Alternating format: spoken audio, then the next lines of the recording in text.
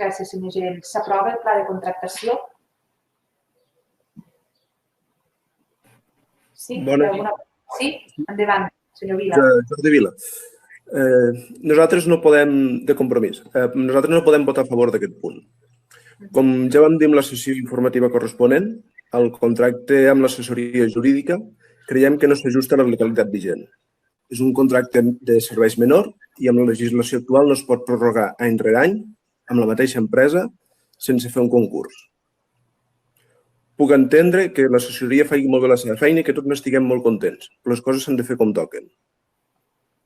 També puc entendre el sentit de vot que imposa la disciplina del partit o els pactes de govern.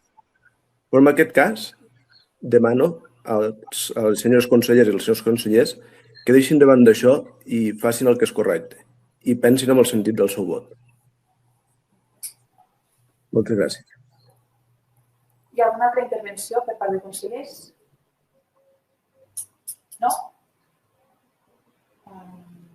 Senyor secretari, vol fer algun comentari? Sí. Sí?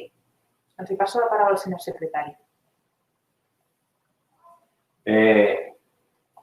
Aquesta secretaria, doncs tothom coneix que va arribar ara ha fet aquesta setmana 2 anys.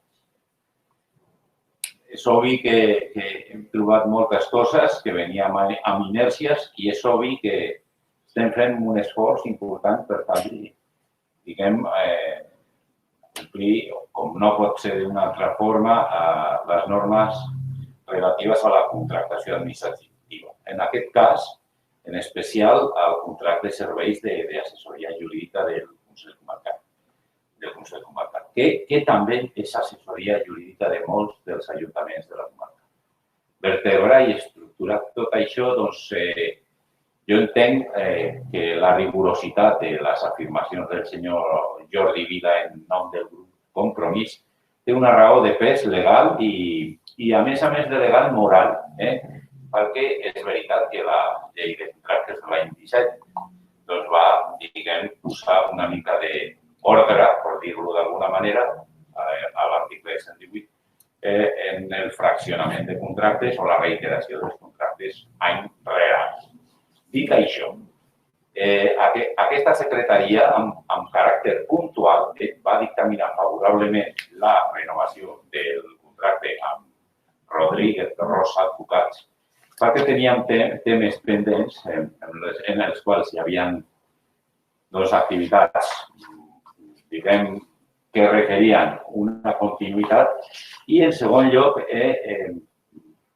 va atendre la, diguem, doctrina fins ara de lo que és la Junta de Contractació Administrativa de Catalunya, en la qual, doncs, hi ha dictàmens que accepten que subjectar la contractació d'uns serveis i limitar-la a l'exercici pressupostari podia estar una forma de donar compliment a l'article 118.